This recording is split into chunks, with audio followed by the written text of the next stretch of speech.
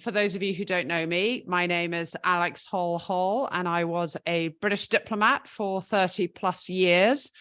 And my very last posting was as Brexit Counsellor or spokesperson in Washington, a position from which I resigned in 2019 because the messages and the talking points I was being asked to disseminate to our allies in America, I felt were dishonest and misleading. And that was in contravention of the Civil Service Code. And eventually I decided I could not, in good conscience, continue as a British diplomat. So I resigned. And it was a very difficult decision to take because it effectively ended my career. And I am now persona non grata in the corridors of Whitehall. But it's a decision over which I still have no regret because a huge amount of pressure and guilt was lifted off my shoulders when I resigned. And I could now begin to talk out more honestly about what has happened over Brexit. So today's talk is about Brexit and foreign policy. And what I'm going to talk about is two main areas. One is the practical impact of Brexit on our foreign policy, and one is the strategic impact of Brexit. Suffice it to say that I don't think the impact has been good in either direction, but the way we have delivered Brexit has made everything exponentially worse than it need have been. And ironically, I obviously listened to David Frost talk quite a lot about Brexit, especially when I was in the job as Brexit Counsellor. And I always thought he did have a point when he said that one problem we had about being in the EU was it made us a little bit lazy and it stopped us in some ways from thinking for ourselves on policy issues. We tended to get caught up in the process of EU coordination and meetings and consultation.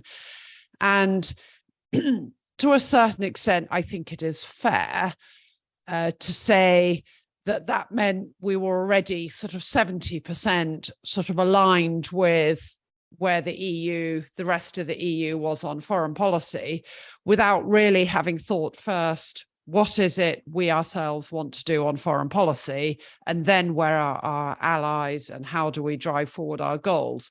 To a certain extent, it is true that being a member of the EU tended to limit a little bit of what we might have done were we out of the EU. But on the other hand, we broadly share the same values and world perspective as the EU. And I always felt it was a price worth paying to be inside the EU, influencing EU policy, and that being inside the EU was a force multiplier for British foreign policy. And leaving the EU was not the right solution to giving us more independence of thought.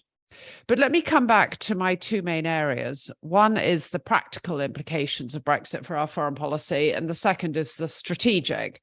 And on the practical side, I've broken it down into 5 main areas. I was able to find 4 words that began with the letter R, and then the 5th one I could not find the right word that began with the letter R. But the 5 areas are our reputation, the damage it did to our reputation. The second one is the damage it did to the resources we could allocate to international work. The third R is the damage it did to our relationships, critically with our allies and our partners in Europe. The fourth R is the extent to which it reduced our influence and leverage on the global stage. And then the 5th area, for which I could not find a word beginning with R, is simply the sheer distraction, the sheer amount of time that was needed to implement Brexit that distracted us from other foreign policy issues. And on the strategic side, I would argue that Brexit has warped our global foreign policy, and everything has become secondary to what this government perceives as its priorities over Brexit, and it has distorted our foreign policy decision-making. So let me unpack that a little bit more. On the practical side, and I suspect a lot of what I'm going to say won't necessarily be new or things that you haven't already discerned for yourselves, but I'm just really confirming it from my own experience as a diplomat on the inside. The first area is simply the damage it did to our reputation. When I was in Washington, the first initial reaction of most Americans I spoke to, including Democrat and Republican or outside government, but in the business sector or the think tank community, was the vast majority of people I interacted with didn't think Brexit was a good idea. They questioned whether it was really a wise course of action. But the reaction of most of them was to say, well, but Britain, you're a sensible country. You presumably know what you're doing, and you must have a plan for implementing Brexit. And so we will trust you to come up with a sensible plan and deliver this in a sensible way. And the first area of massive damage and disillusion amongst my American contacts is it very quickly became apparent that the British government did not have a plan for delivering Brexit and did not know what it was doing. And so it really shattered that perception that the UK would always operate with common sense and with a modicum of, preparation and competence. So it destroyed our reputation for competence. And I think all of us will remember those images of David Davis in his first meetings with Michel Barnier, when Michel Barnier came in with sort of dossiers of carefully worked out analysis of the implications of Brexit for the EU. And David Davis sort of shimmied into the event with absolutely no briefing papers, but a couple of talking points and mugged up for a few photos. And I think that tells you all you need to know about how unprepared we were for Brexit. And how incompetent our process was. But I think far more lasting damage was done to our reputation in terms of our reputation for dependability, reliability, honesty, and fair dealing, because Brexit was sold to the British public with an enormous amount of misleading propaganda about the true facts and consequences and implications of Brexit. And that was really the issue that led to my own resignation. It wasn't the decision to leave the EU. Of course, I won't deny now that I'm out of government, that I privately was not in favor of Brexit. But as a loyal civil servant, I felt, well, if this is the government's policy, it's my job to deliver it. But we did have a responsibility to deliver it honestly. And that has never, ever been the case. And the government has never openly and properly set out the facts for the British public about the true implications of Brexit. And we're seeing that still play out now in terms of its approach towards Northern Ireland.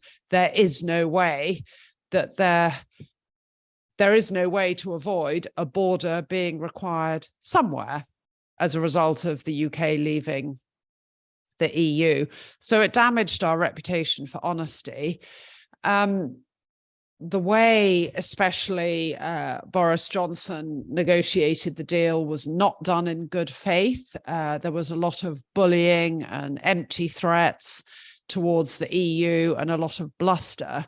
And the impact of that in terms of the EU and its willingness to take our word on good faith.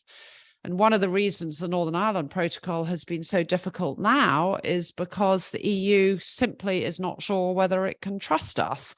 If we make these commitments, will we just pocket their concessions and then demand more? And I think Sunak has had to work extremely hard to build up that trust and relationship. Yet even now you see people on the backbench, including Boris Johnson, saying, no, we should weaponize the Northern Ireland Protocol. The amount of damage that's done to goodwill and good faith between the UK and the EU is immeasurable.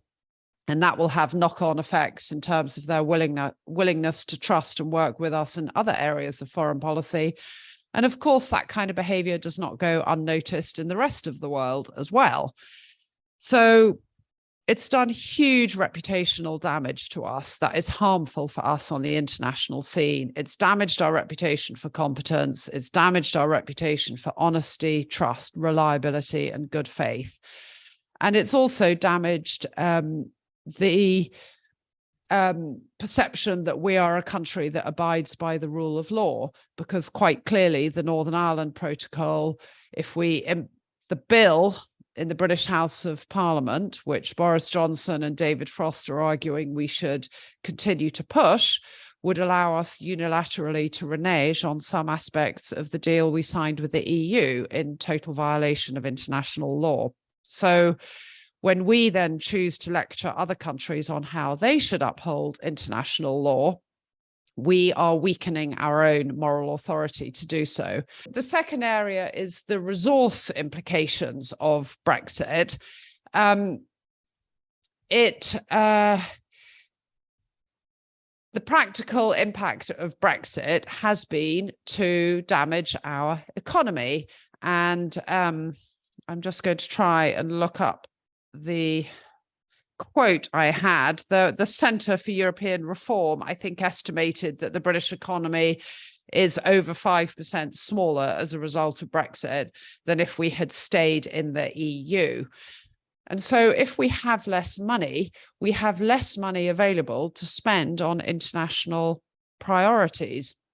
And already we have seen a steady decline in the amount of money that is allocated towards defence. And it is no use the British boasting that we are one of the few countries that still allocates 2% of our GDP towards our defence budget in line with our NATO commitments. If the overall size of our economy has fallen, in real terms, that means the amount of money we have actually to spend on our defence has also declined. And there's been quite a lot of commentary and articles written about this, even in The Spectator, the front page this week, I believe, was called A Farewell to Arms, with the historian Andrew Roberts noting that our Defence Secretary Ben Wallace himself has admitted that the British Army has been hollowed out and underfunded. And Andrew Roberts quotes a senior American general saying that the British Army was, quote, no longer regarded as a top-level fighting force. And on projected spending levels by 2025 will be at best the fifth largest budget contributor to NATO. So in real terms, we are no longer as big a defence player as we would like to believe we are. We've also already reduced the amount of money that we allocate to international aid, which was a huge amount of our soft power global presence. And of course, it is true that some of that is as a consequence of the war in Ukraine and COVID. But Brexit, of course, hasn't helped. So whereas we used to be one of the few countries in the world that both committed 2% to NATO and 0.7% of our GDP towards foreign aid, we now only allocate 0.5%. And in some parts of the world, for example, the global south, our aid presence was the biggest part of our diplomatic effort there. And so those cuts are really consequential, especially when you have countries like China pouring in money to those countries, and you have a country like Russia able to deploy forces like the paramilitary group Wagner to prop up regimes and back different factions in countries in conflict in Syria or Mali or other parts of the world. And so we've now cut off our aid leverage and reduced it. So that has a huge impact. I believe funding towards the BBC World Service and to the British Council is also on the decline. Those are other areas of our soft power leverage.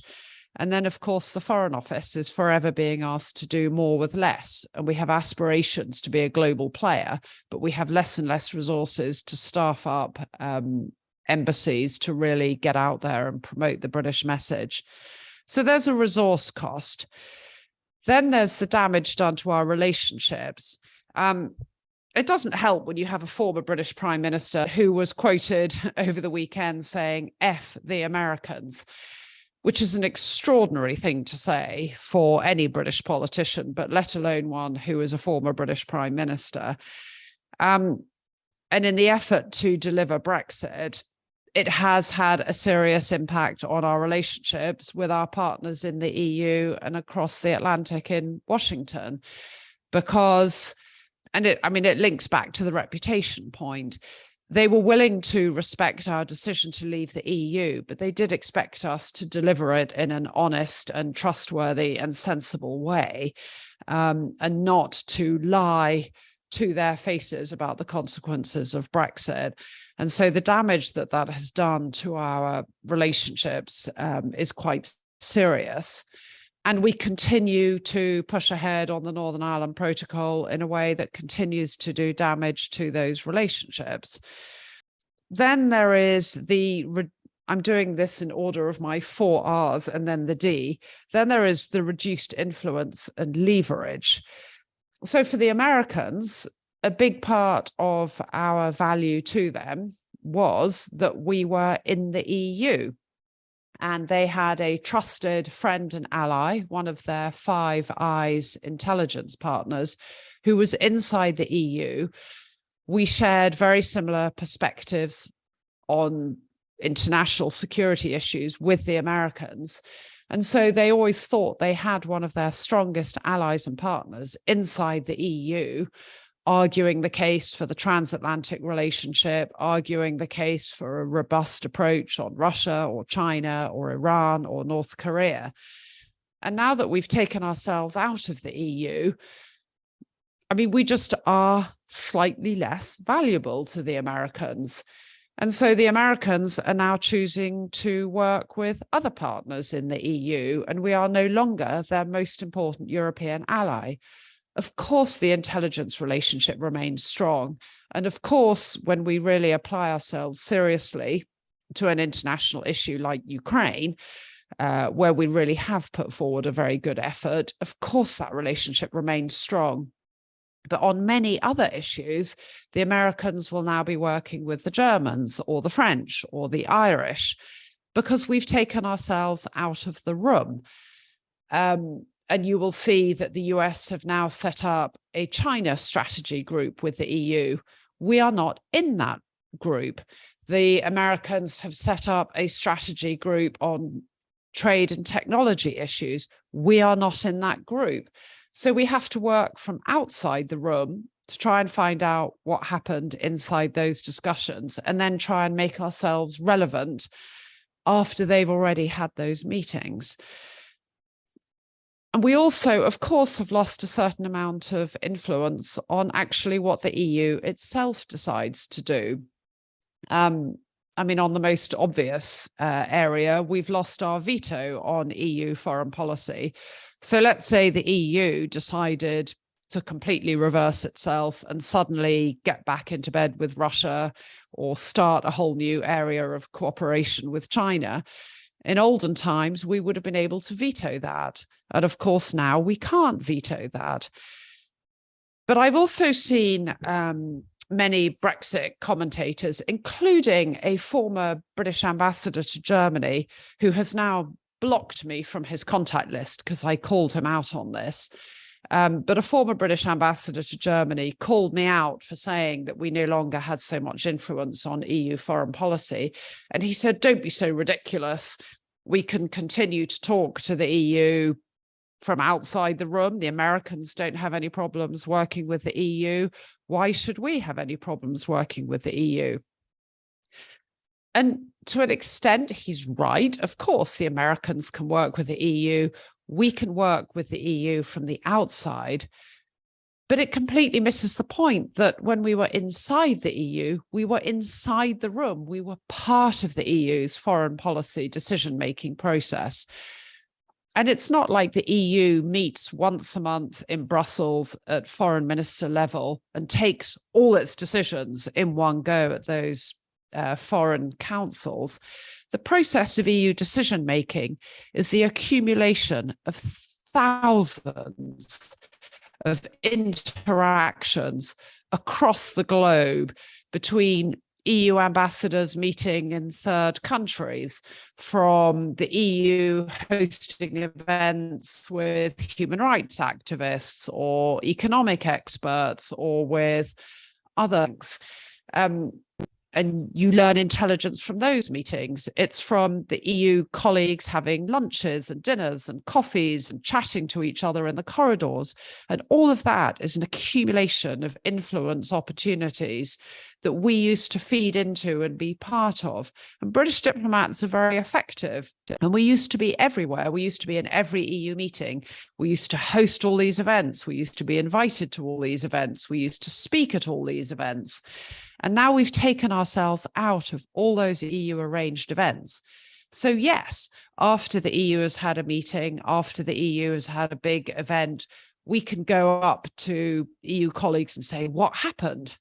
But we're then dependent on what they choose to tell us. And they may choose not to tell us everything that happened inside those meetings. Also, if we're outside that room, we don't know what the dynamics of those discussions were. We don't know whether it was the Poles or the French or the Estonians who were making the arguments that were most supportive of our position, or whether they were actually arguing in a completely different direction. And if we don't know the dynamics of that meeting, we don't know quite so arguments are most likely to resonate with them to bring us round to our view. So we lose an enormous amount of information, knowledge, and access to events where we can influence the process of EU decision making. Again, that's another reason why we were valuable to the Americans. But it's not just our value to the Americans. When I was ambassador in Georgia, the Georgians really saw us as a powerful friend and ally, and they valued the fact that we were in the EU and we could argue their case from inside the EU as well. And so for a whole host of third countries, by taking ourselves out of the room, we've reduced a little bit of our value to them.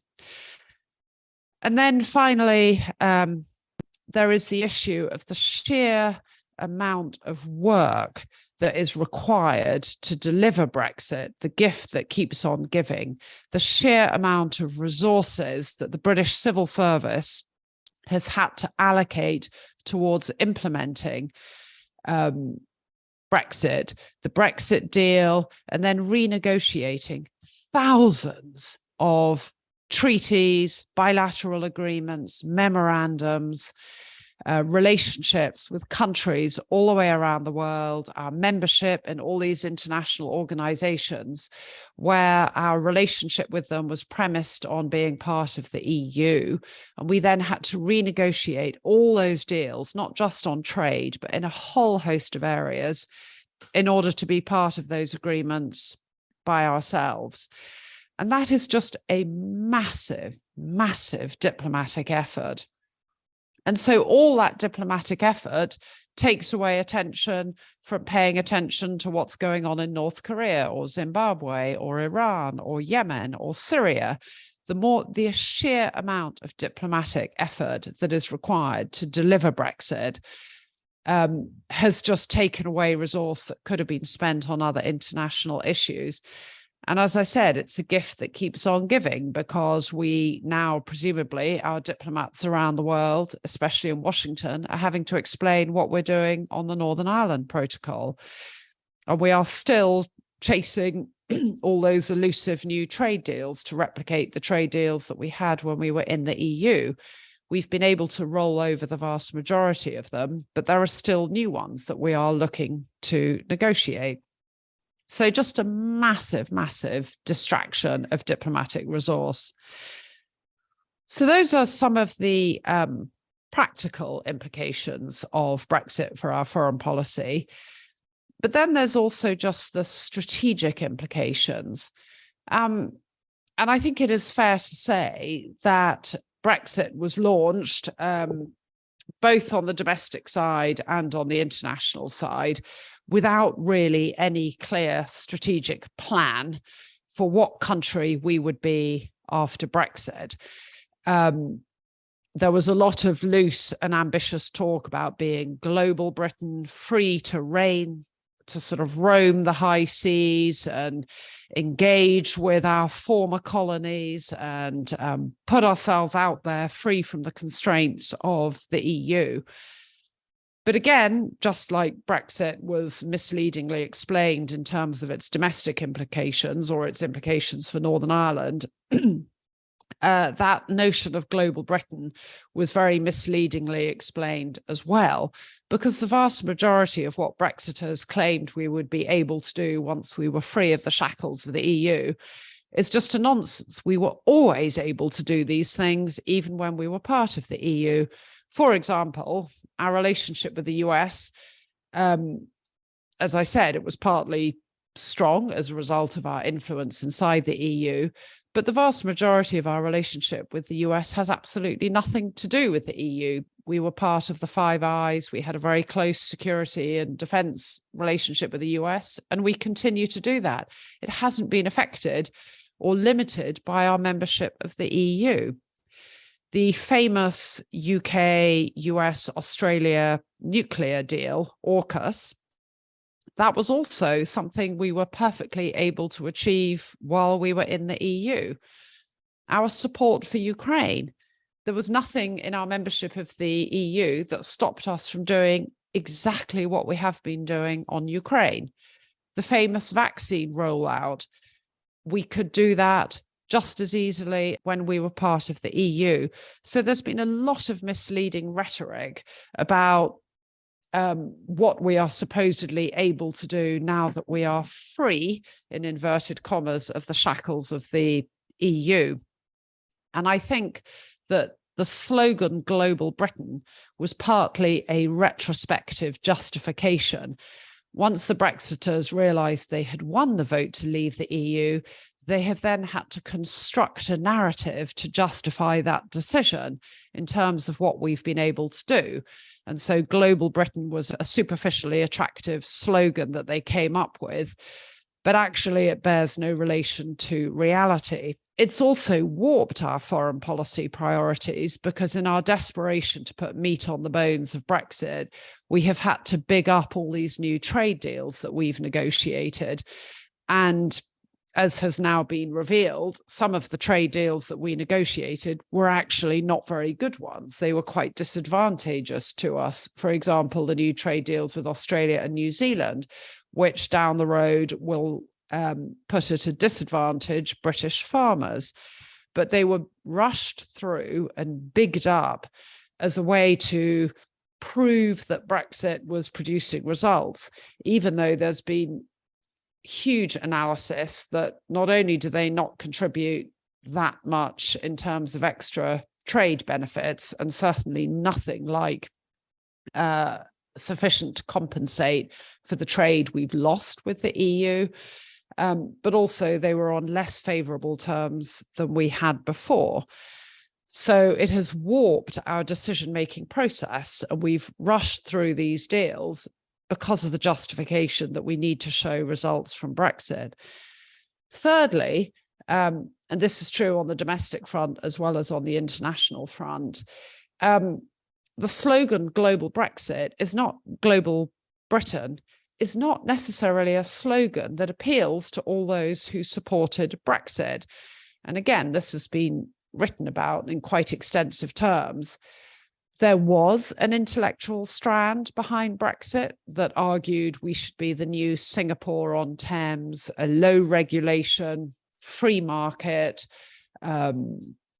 economy, a scientific powerhouse, a financial powerhouse. But that is not how Brexit was sold to a lot of voters in the UK who actually were quite discombobulated by globalization, did not like immigration, were fearful of what globalization meant for them and their environment and their jobs, and actually really rather wanted to retreat into a more isolationist posture.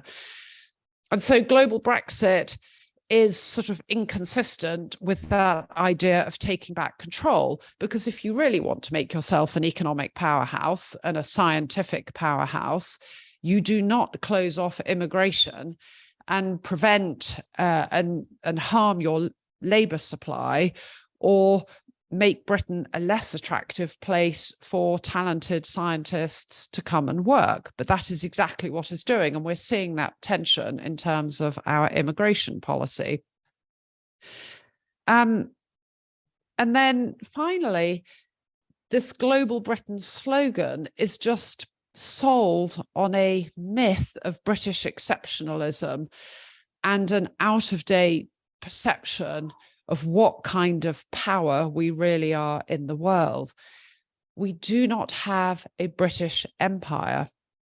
Our former colonies do not yearn to re-establish the kind of relationships that we thought we had in the 1950s or before. The British Empire is done and dusted. We have a smaller defense budget. We have a smaller aid budget and a stretched diplomatic network. And we do not have the resources to be a big power. We have big power ambitions on a mid-size power budget, and there is just a mismatch. But the Brexiters keep on selling this myth of global Britain, and they hearken back to the Second World War. I mean, every single foreign policy speech has to go on about Churchill. I was watching, just to refresh myself, James Cleverly giving a speech in Washington a few weeks ago. The very first words out of his mouth were references back to Churchill and Churchill's Fulton, Missouri speech. And we just have to drop this myth and this sort of false perception of ourselves as being a global power. We are not a global power. We are a mid-sized European power. And our national security and our economic and political interests depend upon, first and foremost, our relationships with our European partners and neighbourhood. And what we have at the moment, although to be fair, I will argue that this government under Sunak is adopting a far more sensible and rational approach. But what we tried to do on Brexit was launch this kind of donut foreign policy where we were reaching out to the Indo-Pacific, and of course we didn't use the term colonies, but we talked about our relationships, our special Commonwealth ties across the world, and trying to pretend that Europe didn't exist and there was a hole in the middle in terms of our relationship with Europe. And when the British government put out the defence review last year, I was looking at a whole host of analyses of it by American think tankers, and pretty much every single one said, well, it sounds very attractive in theory, this Indo-Pacific tilt and being a global power, promoting these values, but where is your relationship with Europe? And the route towards global influence for Britain depends on going with and through Europe and partnering with Europe. And until you come to terms with that reality, your ambitions to be a global power will be nothing but words.